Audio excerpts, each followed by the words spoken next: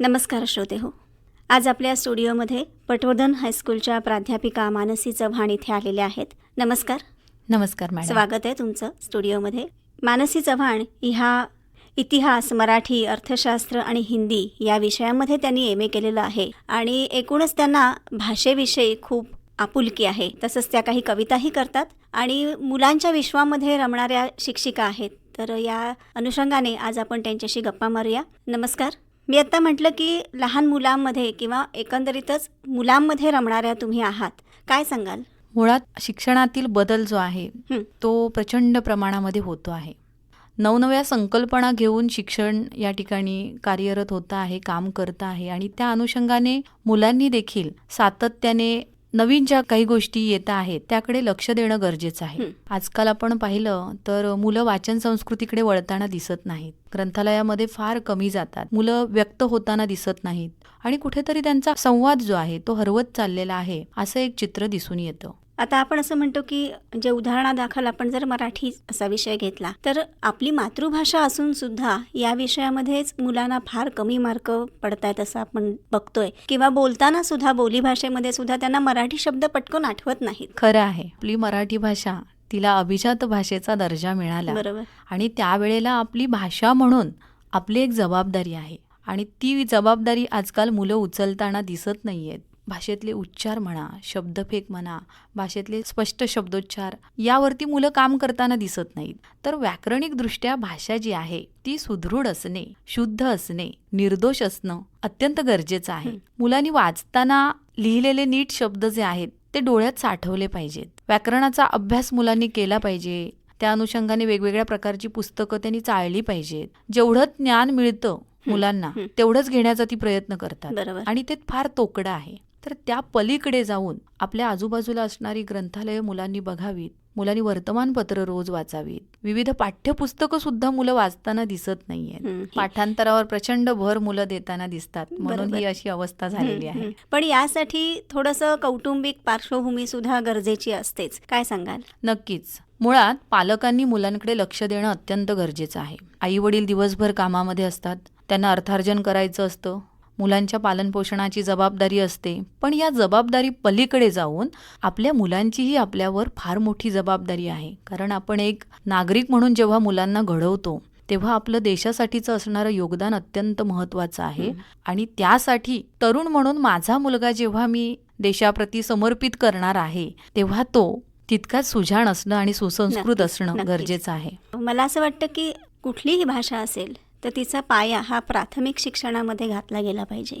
तर त्यासाठी नेमके काय प्रयत्न करायला हवेत? एक शिक्षिका म्हणून काय सांगाल? मूल जेव्हा प्राथमिक अवस्थेमध्ये असतं तेव्हा ते भाषा शिकण्याचा, भाषा अनुभवण्याचा किंवा तशा प्रकारची कृती करण्याचा प्रयत्न करत असतं.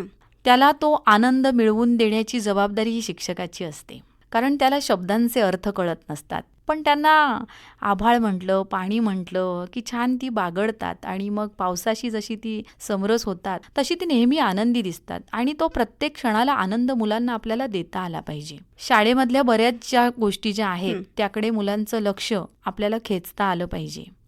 मग बागेतली विविध रंगाची फुलं असतील, भिंतींचे रंग असतील, बोलक्या भिंती या त्यासाठीच केलेल्या आहेत. म्हणजे फक्त ऐकण्यापेक्षा सुद्धा त्यांना दृश्य स्वरूपात जर का ते दाखवलं तर त्याचा परिणाम अधिक होऊ शकतो. नक्कीच होऊ शकतो. कारण मुलांना या गोष्टीमध्ये प्रचंड आनंद मिळतो आणि या सगळ्या आनंद देणाऱ्याच गोष्टी आहेत. मुलांना विविध प्रकारचे रंग आवडतात. इंद्रधनुष्याचे 7 रंग जर आपण मुलांना दाखवलेत आणि त्याचा आयुष्याशी आपण अर्थ जोडत गेलो आणि आयुष्य नेमकं काय आहे हे मुलांना लहानपणामध्ये आपण नाही सांगू शकत. पण एका टप्प्यावर जाऊन त्याची आपण फोड करून मुलांना समजून सांगितलं तर नक्कीच जीवनाचा आनंद मुलं घेऊ शकतील. बरोबर आहे.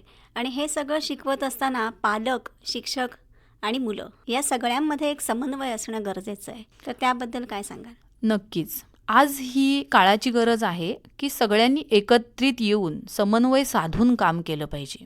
कोणत्याही कामासाठी मी जबाबदार आहे असं न म्हणता आपण जबाबदार आहोत ही भूमिका प्रत्येकाची असली पाहिजे. चांगलं वाईट त्या मुलाला आपल्याला सांगता आलं पाहिजे. एकदा का शाळेच्या पाठकामध्ये मुलं आली की मग आपली जबाबदारी संपली आणि शिक्षकाची जबाबदारी सुरू झाली. ही जी काही भूमिका जी आहे ती अनास्थादर्शक आहे बरोबर. आणि त्यातून कुठेतरी बाहेर पडणं गरजेचं आहे. हं.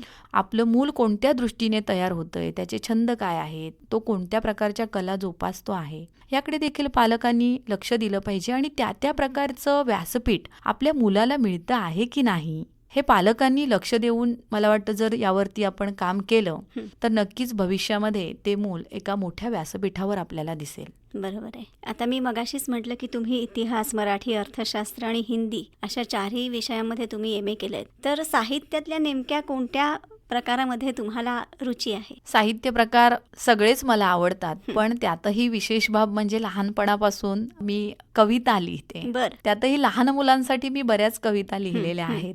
आता कवी म्हटलं की निसर्ग हे एक समीकरणच जुळलेलं असतं. हो ना, आणि त्यातल्या त्यात विशेषत्वाने सांगायचं म्हणजे पाऊस हा कवींचा फार लाडका विषय आहे. नक्कीच. तर त्याविषयीची एखादी कविता आम्हाला छोट्या मुलांसाठीची कविता मी पाऊस पाणी म्हणून लिहिलेली आहे. बर. ती मी या ठिकाणी ऐकवते. समुद्राची वाफ होऊन वर तू जातोस, वर जाऊन हळूहळू ढग कसा होतोस, अशी कशी होते एकदम ही जादू, असतो का रे तिथे कोणी चमत्कारी साधू, जड होऊन जेव्हा तू जमिनीवर येतोस, तेव्हा किती आनंद तू सर्वांना देतोस, सगळीकडे होते मग पाणीच पाणी, आम्ही सारे मिळून गातो तुझीच गाणी, कोण म्हणतो बळीराजा, कोण म्हणतो पाऊस, बाप्पाची ही सारी कृपा मला कशी ठाऊक, बाप्पाची ही सारी कृपा मला कशी ठाऊक. वा. अशा कविता मुलांसमोर सादर करताना असा तुम्हाला काही वेगळा अनुभव येतो का, की त्या मुलांना ते जास्ती लवकर कळतं का? पावसाची विविध रूपं जी आहेत ती त्या छोट्या कवितेच्या माध्यमातून आपण त्यातून ज्या प्रकारचे शब्द तयार होत जातात त्याची ओळख मुलांना करून देणं गरजेचं आहे. आणि मग एक कविता घेऊन आपण जेव्हा उतरतो तेव्हा त्याच्या अनेक कविता, अनेक रूपं जी आहेत ती मुलांना आपण दाखवू शकतो किंवा शिकवू शकतो. हे प्रत्येक शिक्षकानं लक्षात घेणं गरजेचं आहे. निसर्ग आणि पाऊस हे जसं समीकरण आहे तसंच शेतकरी हा सुद्धा एक महत्त्वाचा दुवा त्याच्यामधला आहे, कारण त्यांनी पिकवलं तरच आपल्याला मिळत असतं. तर तुमची पुढची कविता या अनुषंगानेच आहे, तर ती आम्हाला ऐकवा. कविता आहे मी शेतकरी. भुईवर उगू सोनं, चल र माझ्या सर्जा राजार, शेतकरी मी बाप तुझा जू, मानेवरी हाती नांगर, चल र माझ्या सर्जा राजार, चल र माझ्या सर्जा राजार, चिखल माती रगड पायी, लागू दे पाणी शेतार, माझ्या घामाचं तुझ्या श्रमाचं, चीज होई पीक येतार, चल र माझ्या सर्जा राजार, चल र माझ्या सर्जा राजार, हिरव्या पिकाचं पिवळ दान, घास देती उभ्या जगार, तुझ्या कपाळी माझ्या रभाळी, दिवाळ सणाची पोळी र, चल र माझ्या सर्जा राजार, चल र माझ्या सर्जा राजार, आभाळ मोठं भरल पोट, हसू फुटेल ओठार, तुझ्या डोळ्याचं माझ्या डोळ्याला, सपान दिस हे हिरव, चल र माझ्या सर्जा राजार, चल र माझ्या सर्जा राजार, बांध बोलतो मीही डोलतो, येई पिकाचा गोटार, तुझ्या पुण्याई माझी कमाई, नाही कशाला तोटार, चल र माझ्या सर्जा राजार, चल र माझ्या सर्जा राजार, बळ तुझ्या पायी चाल माझी हाई, कृपा भाकितो ईश्वर, बळ तुझ्या पायी चाल माझी हाई, कृपा भाकितो ईश्वर, दान हेची आता दे गारे देवा, आनंदे जोडितो हे कर, आनंदे जोडितो हे कर, चल र माझ्या सर्जा राजार, चल र माझ्या सर्जा राजार, चल र माझ्या सर्जा राजार, चल र माझ्या सर्जा राजार. वा, खूपच छान. शेतकरी हा उभ्या जगाचा पोशिंदा आहे आणि शेतामध्ये शेतकऱ्यांनी अन्नधान्य पिकवलं नाही तर मग हा जगाचा संसार जो आहे तो चालणारच नाही. आणि आजकाल काय झालेलं आहे की मुलांना मोठं काम पाहिजे, ऑफिसचं काम पाहिजे, किंवा आपण सगळे कमर्शियल झालेलो आहोत आणि त्यामुळे शेतीकडे आपण फारसे वळताना दिसत नाही. पण शेतकऱ्याची मुलं आहोत आणि आपल्या जमिनी ओस पडू लागलेल्या आहेत. खरं तर आपण शेताकडे वळायला हवं, छान छान फुलझाडं आपण जगवायला हवीत, शेतामध्ये अन्नधान्य पिकवायला हवं. आणि खऱ्या अर्थाने आपण जर पाहिलं तर हेच खरं जीवन आहे. त्यामुळे आपण शेतकऱ्याची मुलं आहोत याचा आपल्याला अभिमान असला पाहिजे आणि मग मुंबई पुण्यासारख्या मोठ्या सिटीमध्ये जाऊन नोकरी करण्यापेक्षा आपल्या आजूबाजूला आपल्या वाडवडिलांनी जी आपली शेती राखून ठेवलेली आहे ती आपल्याला पिकवता आली पाहिजे आणि त्या दृष्टीने आपण प्रयत्न करणं अत्यंत गरजेचं आहे. तुम्ही आत्ता जसं म्हणालात की आपली काळी आई जी आहे म्हणजे आपली भूमी, तिला आपण आईच म्हणतो, तिला विसरता कामा नये. त्याचप्रमाणे आपली जी जन्मदात्री आहे, ती जन्म देणारी आणि ही आपल्याला पोसणारी, अशा या दोन्ही मातांचं आपण कायम रक्षण हे केलंच पाहिजे आणि त्याच्याबद्दल आपल्या मनामध्ये कृतज्ञताही असायलाच हवी.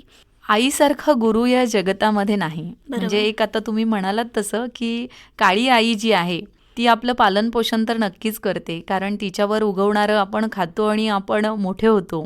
तसं आपली आई मायमाऊली जी आहे, जी जन्मदात्री आहे, अनेक कवींनी तिचा उल्लेख केलेला आहे, तिची महती सांगितलेली आहे. मग ती आपली माय कशीही असू दे, आपल्यासाठी ती प्रिय असते आणि म्हणून प्रत्येकाने आपल्या आईचा आदर करायला हवा, तिचा सन्मान राखायला हवा.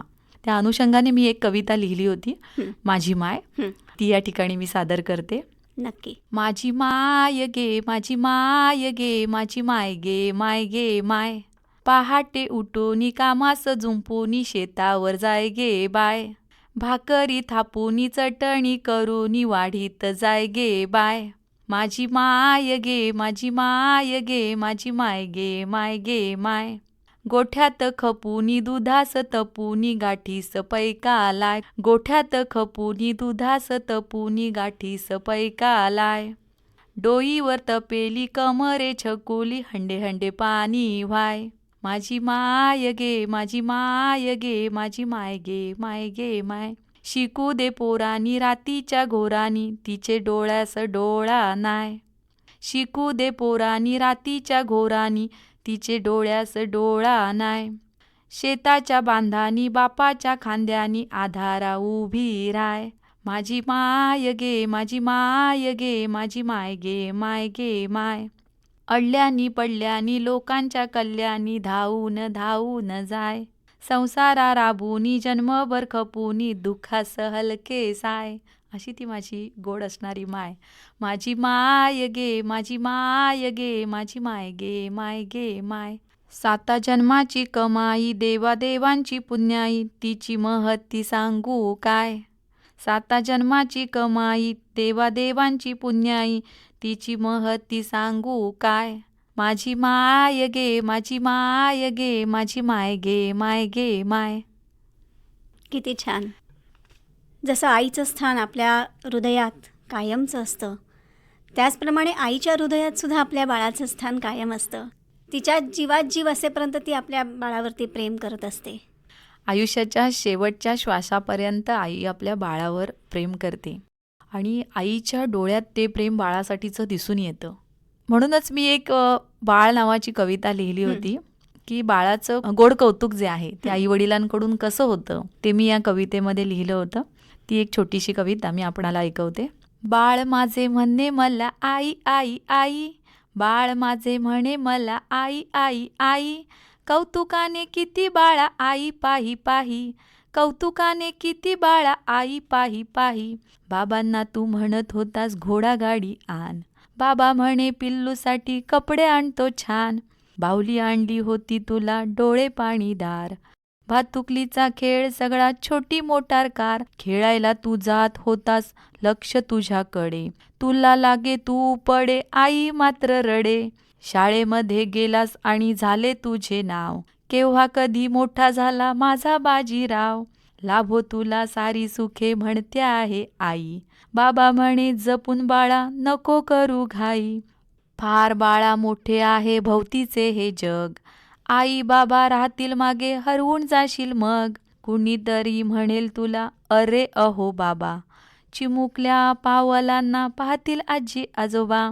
कुणीतरी म्हणेल तुला अरे अहो बाबा, चिमुकल्या पाऊलांना पाहतील आजी आजोबा. म्हणजे एका वेळेला आम्ही आजी आजोबा होऊन जाऊ आणि पुन्हा तुला तुझं बाळ आणि मग त्याचा संपूर्ण प्रवास अनुभवायला मिळेल, अशी एक बाळाविषयीची छान कविता मी लिहिली होती. बरोबर. आत्ता तुमच्या कवितेमधलंच एक वाक्य खूप भावलं मनाला की फार बाळा मोठं आहे भोवतीचं हे जग, की आजचं हे जे रांगणारं किंवा शाळेत जाणारं छोटं बाळ आहे, मूल आहे, उद्या देशाचा भावी नागरिक आहे, सजग नागरिक होणार आहे. तर तिथे वावरताना हे जे आता तुम्ही मगाचपासून सांगताय की प्राथमिक शिक्षण किंवा लहान मुलांचं जी जडणघडण जेव्हा होते त्या वयामध्ये त्यांना हे सगळं सांगणं गरजेचं असतं, तर असं वाटतं का की हे सगळं शिकलेलं ऐकलेलं उद्या मोठं झाल्यानंतर त्यांना त्याचा काय फायदा होऊ शकतो? नक्कीच होऊ शकतो. कारण शाळेमध्ये मुलांना संस्कार दिले जातात. समाजामध्ये अनेक गोष्टी आहेत की ज्या विघातक आहेत. मुलांना सामाजिकतेच्या दृष्टीने सुरक्षित वातावरण नाही आणि अशा वातावरणात मुलांना जर मोठं करायचं असेल तर फार मोठी जबाबदारी आपल्यावर असते. आणि अशा वातावरणात आपल्याला राहायचं असेल तर आपल्या जीवनासाठी सुरक्षित बाबी ज्या आहेत त्यांची माहिती करून घेणं गरजेचं आहे. आणि मग त्या टप्प्यावर शाळेमध्ये शिक्षकांकडून मुलांना या गोष्टी सांगितल्या जातात की आपण समाजापासून समाजकंटकांपासून कशा पद्धतीने सावध राहिलं पाहिजे. आपली फसवणूक होऊ शकते, आपला विश्वासघात होऊ शकतो. तर या गोष्टी मुलांना समजावून देणं गरजेचं आहे. चांगलं काय, वाईट काय, या गोष्टी ज्या आहेत त्या मुलांच्या मनावर बिंबवणं अत्यंत गरजेचं आहे. मुलं जर गाफील राहिली तर मला असं वाटतं की समाजामध्ये ती वावरू शकत नाहीत. आणि म्हणूनच स्वसंरक्षणाबरोबरच मुलांकडे एक विचार यायला हवा की समाजामध्ये वावरताना आपण कोणत्या गोष्टींचं भान ठेवलं पाहिजे, ज्याला आपण समाजभान म्हणतो. बरोबर. त्या दृष्टीने मुलांनी पावलं टाकणं अत्यंत गरजेचं आहे.